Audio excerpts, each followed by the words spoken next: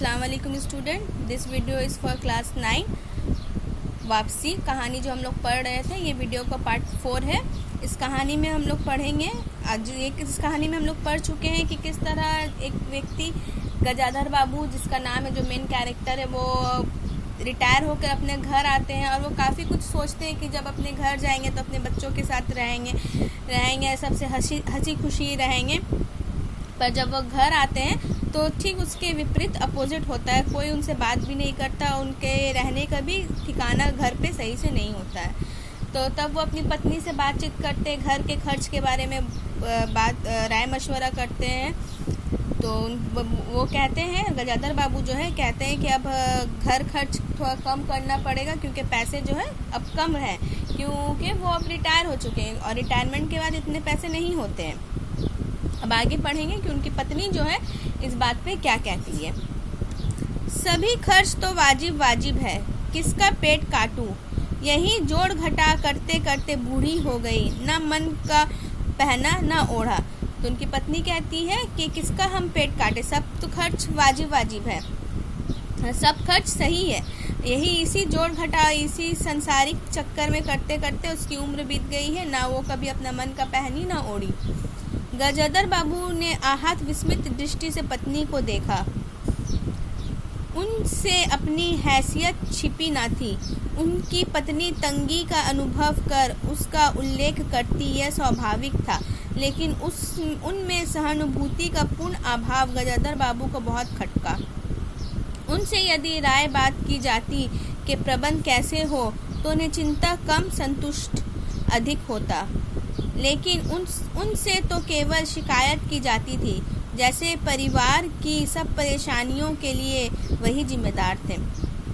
गजाधर बाबू अपनी पत्नी की बात सुन के बहुत ही दुखी होते हैं। वो हैरानी से अपनी पत्नी की ओर देखते हैं और उनकी पत्नी से कुछ भी छिपा नहीं था कि उनकी हालात जो है, प्रेजेंट सिचुएशन जो उनका कैसा है, लेकिन फिर भी अगर उनकी पत्नी उनसे कुछ डिस्कस करती, उनसे कुछ बोलती कि हाँ बताइए किस तरह से खर्च कम किया जाए, कुछ अच्छे से बात करती, तो गजाधर बाबू को इतना तकलीफ़ नहीं होता। जिस तरह से उनकी पत्नी ने उनसे बात कही, उससे उनको काफ़ी तकलीफ़ हुआ। तुम्हें किस बात की कमी है, अमर की माँ, घर में बहू है, लड़के बच्चे हैं, सिर्फ रुपए से ही आदमी अमीर नहीं होता, गजाधर बाबू ने कहा। इस लाइन को आप लोग अंडरलाइन कीजिएगा, ठीक है। तुम्हें किस बात की कमी है, अमर की अम्मा, घर में बहू है, लड़के बच्चे, सिर्फ रुपए से ही आदमी अमीर नहीं होता। इस लाइन को भी अंडरलाइन कीजिएगा आप लोग, ठीक है। गजाधर बाबू कहते हैं तुम्हें किस बात की कमी है, घर पे सब कुछ है, सिर्फ पैसे से ही इंसान अमीर नहीं होता, गजाधर बाबू ने कहा और कहने के साथ ही अनुमान किया। ये उनकी आंतरिक अभिव्यक्ति थी, ऐसी कि उनकी पत्नी नहीं समझ सकती। ये उनका सोच था, लेकिन ये सोच जो है उनकी पत्नी को समझ में नहीं आता। हाँ, बड़ा सुख है, हाँ बड़ा सुख है ना बहू से, आज रसोई करने गई है, देखो क्या होता है। तो उनकी पत्नी जो है उनसे ऐड कर कहती है कि हाँ बड़ा सुख है बहू से, आज देखो रसोई करने गई है, मतलब खाना बनाने गई है, क्या होता है। कहकर पत्नी ने आंखें मूंदी और खो गई। पत्नी ने ये कहकर अपनी आंखें बंद कर ली और वो कहीं खो गई। गजाधर बाबू बैठे हुए पत्नी को देखते रह गए। यही थी क्या उनकी पत्नी, जिसके हाथों के कोमल स्पर्श, जिनकी मुस्कान की याद में उन्होंने संपूर्ण जीवन काट दिया। और वो सोच रहे थे क्या यही वो उनकी पत्नी थी, जिसके हाथों के कोमल स्पर्श से, जिसकी मुस्कान से उन्होंने अपनी सारी जिंदगी बिता दी। उन्हें लगा कि वो लावण्यमय युवती जीवन की राह में कहीं खो गई है और उसकी जगह आज जो स्त्री है वो उनके मन और प्राणों के लिए नितांत अपरिचित है। उनको ऐसा लग रहा था कि जिस युवती से, जिस लावण्य में, मतलब जिस चेहरे से, जिस औरत से उन्होंने शादी की थी, वो कहीं जो एक बहुत ही अच्छी संस्कारी औरत थी, लड़की थी, जिससे उन्होंने शादी की थी, वो इस संसार में कहीं खो गई है।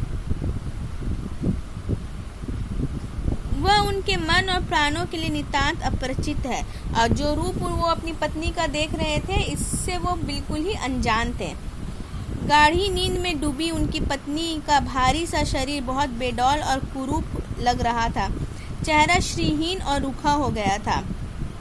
गजाधर बाबू देर तक निसंग दृष्टि से पत्नी को देखते रहे और फिर लेटकर छत की ओर ताकने लगे। गहरी नींद में डूबी थी उनकी पत्नी और वो बहुत ही गौर से अपनी पत्नी को देख रहे थे कि उसका शरीर जो है बहुत ही बेडौल हो गया था, कुरूप भद्दा लग रहा था, और उसके चेहरे में जो श्री था, चेहरे में जो एक मासूमियत था, चेहरे में जो भोलापन था वो कहीं गायब हो गया है और रूखा हो गया। गजाधर बाबू बहुत देर तक अपनी पत्नी को देखते रहे, फिर लेटकर छत की ओर ताकने लगे। अंदर कुछ गिरा और उनकी पत्नी हड़बड़ा उठ बैठी। लो, बिल्ली ने कुछ गिरा दिया शायद, और वो अंदर भागी। थोड़ी देर में लौटकर आई तो उनका मुंह फूला फूला हुआ था। देखा, बहू ने चौका खुला छोड़ आई। बिल्ली ने दाल की पतीली गिरा दी। सभी तो खाने को है, अब क्या खिलाऊंगी? वो सांस लेने को रुकी और बोली, एक तरकारी और 4 पराठे बनाने में सारा डिब्बा घी उंडेल कर रख दिया। ज़रा सा दर्द नहीं, कमाने वाला हाथ तोड़े और यहाँ चीज़ें लूटे। मुझे मालूम था कि ये सब काम किसी के बस का नहीं है।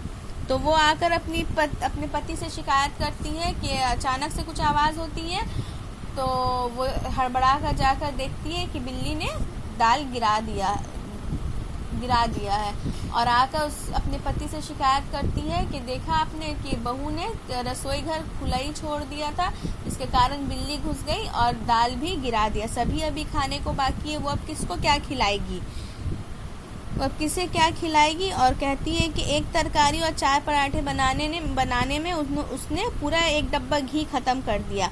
किसी को भी इस पैसे का फिक्र नहीं है। कमाने वाला अपनी हाथ तोड़े मतलब अपनी हड्डी तोड़ देता कमाने के लिए चीज़ें, और यहाँ पे चीज़ें ऐसी ही लुटाई जाती हैं। और कहती है कि उसे पता था कि ये सब काम जो है किसी का नहीं है, ये सब काम हर किसी से नहीं होता। गजाधर बाबू को लगा कि पत्नी कुछ और बोलेगी तो उनके कान झनझना उठेंगे। ओठ बीच करवट लेकर उन्होंने पत्नी की ओर पीट कर ली। रात का भोजन बसंती ने जानबूझकर ऐसा बनाया था कि कौर तक निगला ना जा सका। गजाधर बाबू चुपचाप खाकर उठ गए, पर नरेंद्र थाली सरकाकर उठ खड़ा हुआ और बोला, मैं ऐसा खाना नहीं खा सकता।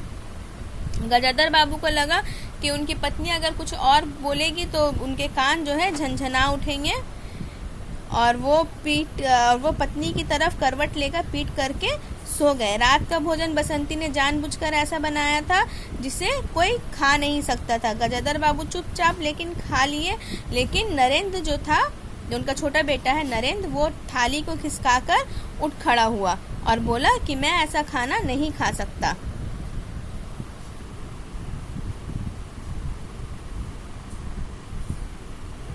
बसंती तुनक कर बोली, तो ना खाओ, कौन तुम्हारी खुशामद करता है? और ये सुनकर कि वो जब नरेंद्र कहता है कि मैं ऐसा खाना नहीं खा सकता, तो बसंती भी तुनक कर बोलती है, थोड़ा गुस्से से बोलती है कि मत खाओ, कौन तुम्हारी खुशामद करता है। बसंती को उठाकर माँ ने नरेंद्र को मनाया और अपने हाथ से कुछ और बनाकर खिलाया। बसंती को वहाँ से उठाकर उसकी माँ नरेंद्र को मनाती है, वो उसका छोटा बेटा था, उसको मनाती है और फिर कुछ बनाकर उसको दूसरा खाना बनाकर उसको देती है। गजाधर बाबू ने बाद में पत्नी से कहा, इतनी बड़ी लड़की हो गई है और उसे खाना बनाने तक का सहूर नहीं आया। तो फिर बाद में गजाधर बाबू कहते हैं अपनी पत्नी से, कितनी बड़ी लड़की हो गई है लेकिन इसको अभी तक खाना बनाने का तरीका नहीं आया। तब उनकी पत्नी क्या कहती है, अरे आता सब कुछ है, करना नहीं चाहती। वो कहती है कि इसको सब कुछ आता है पर ये करना नहीं चाहती। अगली शाम माँ को रसोई में देख कपड़े बदलकर बसंती बाहर आई तो बैठक में गजाधर बाबू ने टोक दिया, कहाँ जा रही हो? और दूसरे दिन शाम के वक्त जब उसकी माँ रसोई में थी तो वो कपड़े बदलकर, बसंती जो है कपड़े बदलकर बाहर आती है। तब उसके पिताजी गजाधर बाबू उसे टोक देते हैं। पड़ोस में शीला के घर बसंती ने कहा, टोक देते कि कहाँ जा रही हो, तो वो कहती है कि पड़ोस में शीला के घर जा रही है। कोई जरूरत नहीं है, अंदर जाकर पढ़ो, गजाधर बाबू ने कड़े स्वर में कहा। तो वो उसे जाने के लिए मना कर देते हैं कि कोई जरूरत नहीं कहीं जाने के लिए, तुम अंदर जाके पढ़ाई करो। कुछ देर अनिश्चित खड़े रहकर बसंती अंदर चली गई। अब वहाँ पे वो कुछ देर खड़ी रही और फिर वापस से अंदर चली गई। गजाधर बाबू शाम को रोज टहलने चले जाते। लौटकर आए तो पत्नी ने कहा, क्या कह दिया बसंती से? शाम से मुंह लपेटे पड़ी है, खाना भी नहीं खाया। तो गजाधर बाबू रोज शाम में टहलने जाते थे और जब टहल कर आते हैं तब उनकी पत्नी उनसे कहती है, पूछती है कि आपने ऐसा क्या कह दिया बसंती से कि शाम से वो मुंह फुलाए पड़ी हुई है और खाना भी नहीं खाया है। गजाधर बाबू खीन हो गए। गजाधर बाबू को थोड़ा गुस्सा आ गया। पत्नी की बात का उन्होंने कुछ उत्तर नहीं दिया। उन्होंने मन में निश्चय कर लिया कि बसंती की शादी जल्द ही कर देनी है। उन्होंने पत्नी से कुछ नहीं किया, लेकिन मन में कुछ नहीं कहा, लेकिन मन में उन्होंने अपना फैसला कर लिया कि बसंती की शादी अब उन्हें जल्द ही कर देनी है। उस दिन के बाद बसंती पिता से बची बची रहने लगी और उस दिन के बाद से बसंती भी जो है अपने पिता से दूर दूर रहने लगी। जाना होता तो पिछवाड़े से जाती, पीछे के, अगर उसको जाना होता तो पीछे के दरवाजे से जाती थी। गजाधर बाबू ने एक बार पत्नी से पूछा तो उत्तर मिला, रूठी हुई है। गजाधर बाबू ने एक बार अपनी पत्नी से पूछा कि बसंती के बारे में, तो वो कहने लगी कि वो रूठी हुई है, गुस्सा है। गजाधर बाबू को और रोष हुआ इस बात पे, जब उनकी पत्नी ने कहा कि वो रूठी हुई है, तो ये बात सुनकर गजाधर बाबू को और गुस्सा आया। लड़की के इतने मिजाज, जाने को रोक दिया तो पिता से बोलेगी नहीं। फिर उनकी पत्नी ने ही सूचना दी कि अमर अलग रहने का सोच रहा है। तो वो इस बात से गुस्सा हो गए कि बेटी की उनके इतने मिजाज हैं कि अगर पिता ने उसे जाने से मना कर दिया तो वो पिता से बात ही नहीं करेगी। फिर तब उनकी पत्नी ने, गजाधर बाबू की पत्नी ने उन्हें बताया कि अमर जो है अब अलग रहने का सोच रहा है। इस वीडियो में इतना ही। नेक्स्ट वीडियो में हम लोग आगे पढ़ेंगे। ओके, अल्लाह हाफिज।